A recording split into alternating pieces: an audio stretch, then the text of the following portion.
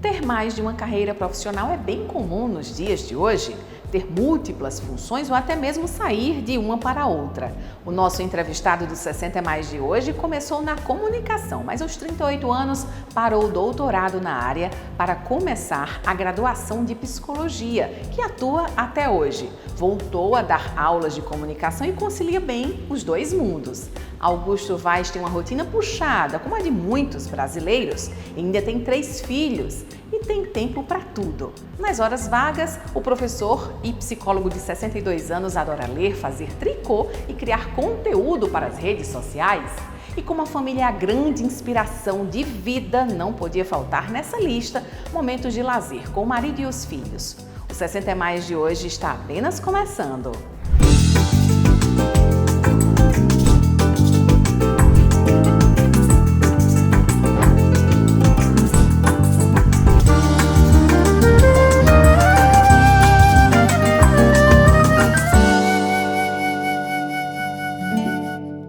Começando mais um programa 60 Mais aqui na sua TV Cidade João Pessoa, e é muito bom quando tem entrevistado que a gente conhece, né? Esse professor meu de comunicação, Augusto Vaz, 62 anos, como passa rápido o tempo. Tu me conheceu com 30 e poucos. Pois é, passa rápido o tempo, né? Mas e que bom que as coisas melhoraram, né? E além da comunicação, tem a psicologia que faz parte da tua vida. Muito bom te reencontrar e conversar sobre isso com a gente. E Augusto, como é que faz para equilibrar essa rotina de 2 áreas? Porque antes era só uma, mas hoje atua nas 2. Dá aula ainda em comunicação, mas atende como psicólogo. Tu sabe que isso, a cabeça da gente é melhor do que o ChatGPT. Existe uma programação de você fazer uma rotina mesmo. De tal hora a tal hora eu trabalho com isso, de tal hora a tal hora eu trabalho com isso, outra hora eu dou para minha família, outra hora eu recebo da minha família. É simples, é só você se programar. Você pega uma agenda, seja virtual ou papel. Eu gosto da minha de papel, porque se descarrega, ela nunca descarrega. Eu boto lá a hora que eu vou acordar, a hora, e eu cumpro aquilo. Isso é só uma questão de entendimento e disciplina. E aí, quanto mais vai passando o tempo, parece que a quantidade de obrigações ela aumenta, né? Porque tem filhos, antes era 1, agora são 3, então já tem uma logística diferenciada. Então vai passando o tempo, as obrigações vão aumentando, então tem que programar. Tem que programar. Eu acredito que até computador desprogramado não funciona, não é? O nosso cérebro, ele é um cérebro que precisa ser programado. Ele precisa saber o que o cérebro tem necessidade de início, meio e fim. E nós também. Nós queremos saber que horas eu vou começar tal função, que horas eu vou ter um intervalozinho e que horas eu vou terminar. Você pode ver, tudo na sociedade é programado para isso. Para o colégio, ele começa, ele tem um recreio, um intervalo e ele tem um final. Na nossa vida também, tudo que você for fazer, coloca início, meio e fim. Isso vai fazer você ter uma consciência muito grande do que você precisa fazer. Quando eu digo início, meio e fim, não significa que você precisa terminar. Por exemplo, eu quero construir uma casa. Você não vai construir uma casa num dia, mas naquele dia você vai fazer aquela função específica. Ela tem início, meio e fim. E falando em programação, como é que essa outra carreira entrou na tua vida, se era só da comunicação, que até então pretendia viver? Isso era muito certo na minha vida. A comunicação, eu digo que ela é a minha paixão. Eu gosto muito de trabalhar com comunicação. Eu fui professor na área de comunicação, sempre atuei no mercado na área de comunicação. Fiz mestrado em comunicação, entrei em doutorado. Logo no primeiro início do doutorado, eu percebi que eu não estava mais disposto a passar 4 anos estudando sobre aquilo, especificamente sobre aquilo. Não me encantava, não movia, não me apaixonava mais. E eu sou uma pessoa que eu preciso encontrar sentido nas coisas que eu faço. Nesse período, eu tinha uma empresa de consultoria junto com um colega meu e nós prestávamos assessoria de comunicação para várias empresas do país.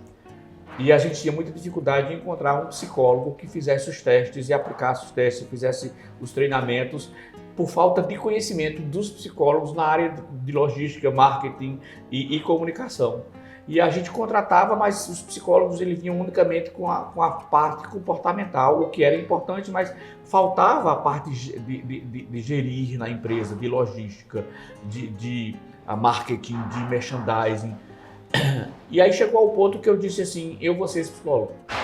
Eu sempre gostei muito de psicologia, mas não era um curso que eu pensava em fazer. E por ter feito terapia durante muitos anos, eu me tornei uma pessoa terapeutizada. Eu me adequei, eu busquei adequação para viver no mundo da melhor forma possível, sem que eu perdesse minha identidade. E aí eu disse, eu vou fazer psicologia e eu vou fazer psicologia organizacional. E esse foi o grande start para eu fazer. E eu fui fazer, só que quando eu fui fazer psicologia, para fazer psicologia na Federal, eu não tinha condições porque o curso era muito de manhã, de tarde e de noite. Eu precisava trabalhar, né, continuar trabalhando. Eu já tinha 38 anos, eu não podia largar para viver só de estudar. E eu fiz uma particular e bem nesse ano o currículo mudou e passou a ter anatomia, fisiologia, neurologia e aquilo me encantou. Fiz o curso, meus professores sempre diziam, você é psicólogo clínico, eu brincava e dizia, Deus me livre que eu não vou passar a minha vida escutando o problema dos outros. Então eu trabalhei no meu curso de psicologia todinho para ser psicólogo organizacional. Resultado, quando cheguei no 9º período, fui para a clínica, me apaixonei pela psicologia clínica, vendi minha parte na consultoria, meu colega continuou sozinho e hoje eu sou o psicólogo que ele contrata para fazer a psicologia organizacional nos treinamentos, mas eu sou psicólogo clínico, eu amo ser psicólogo clínico. E essa foi uma grande virada mesmo, porque foi uma virada que eu fui descobrindo pouco a pouco como eu acredito. Nós somos seres de processos e à medida que os processos vão acontecendo, a gente vai percebendo e aprendendo coisas. E aí a gente, por trás aqui dos bastidores, a gente conversou um pouquinho sobre as redes sociais, né? O quanto que elas estão moldando a nossa sociedade, os mais jovens. E aí sempre faz vídeos para as redes sociais. Como é que faz para se organizar também com esse mundo que demanda uma certa urgência e um consumo diário ali de muitas horas? É que eu entendo as redes sociais como algo a mais. O meu Instagram eu uso para levar alívio psíquico e emocional para as pessoas. É só isso. Aliás, é tudo isso. Então, como eu também sou da comunicação, eu tenho uma facilidade de produzir vídeo, de editar, eu mesmo produzo, eu mesmo edito os textos, porque eu sou formado em comunicação, eu sei redigir, eu não dependo de um chat GPT, eu uso o chat GPT para formatar algumas coisas, mas os textos são meus, está tudo aqui, eu tenho domínio sobre isso, então eu tenho um dia da semana em que eu separo 3, 4 horas para produzir o material, às vezes eu produzo material de 2 semanas, e durante o dia eu só entro, vejo como é que está acontecendo, publico, interajo quando as pessoas expõem suas dores, pedem orientação, eu vou lá e eu oriento, mas quem tem o domínio da minha vida, além de Deus, sou eu. Verdade. A gente vai fazer uma pequena pausa agora no nosso programa 60 Mais, para daqui a pouquinho a gente voltar para entender um pouquinho da intimidade de Augusto Vaz, porque não é só trabalho, a família também é fundamental nesse processo que dá ânimo e motivação para a gente viver. Um instante só.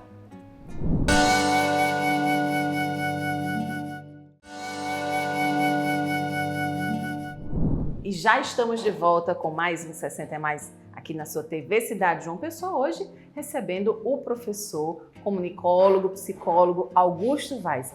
Augusto, a gente falando um pouquinho assim da família, o quanto que ela é importante, né? E é um verdadeiro alívio, né? Chegar em casa, encontrar quem gosta da gente, depois de uma rotina cansativa de trabalho. Mas como é que se faz isso com 3 filhos, na verdade 2, né, que estão morando, a primeira já tem mais de 30 anos, né, mas como é que se organiza com tantos afazeres e a casa? Olha, a família, no meu entendimento, é a base. Eu estou falando, quando eu falo família, não é só junção de pessoas, são pessoas que querem estar ali e que lutam e partilham de uma construção contínua. Eu sou apaixonado pela minha família, eu falo da minha família porque eu não sei o que seria da minha vida sem ter minha família. Eu não conseguiria fazer metade do que eu faço se eu não tivesse um suporte familiar. Eu digo uma coisa, Thaís, se existisse profissão pai, era a que eu escolheria. Eu gostaria de ter uns 15 filhos, mas a gente sabe que ter filhos não é só ter, né? É você criar, educar, partilhar, ter momentos e entregar tempo de qualidade. Eu vou confessar a você que isso é difícil. Difícil no sentido de que a gente só tem 24 horas no dia. Mas a minha família, a gente conseguiu se estruturar, por exemplo, a gente não coloca os nossos filhos, a gente tem suporte para isso, mas para estudar pela manhã, porque a gente não consegue fazer eles dormirem tão cedo.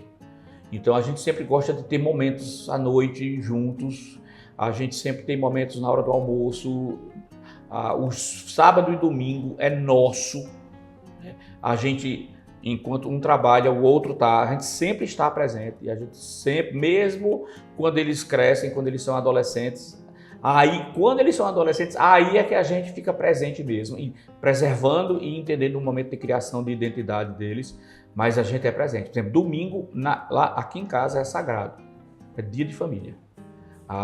Mas meus amigos vão para uma festa depois das 5 horas da tarde, você pode ir para onde você quiser, desde que a gente conheça, até aqueles cuidados, a gente leva para aniversário. Mas antes disso, até 5 horas da tarde, nós estamos juntos, nós almoçamos juntos, vamos caminhar juntos, correr juntos, para a piscina juntos, fazer nada junto.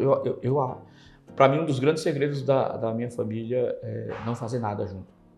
E o que dizer para quem tem 60 a mais, para se manter ativo e bem com a família e inserido na sociedade, porque parece que para muitas pessoas que fazem parte dessa terceira idade, parece que está faltando uma motivação, né, para fazer parte né, da nossa, né, dessa geração tão tecnológica. As pessoas que entendem que estão envelhecendo, elas precisam entender que elas estão envelhecendo. E que é muito bom envelhecer.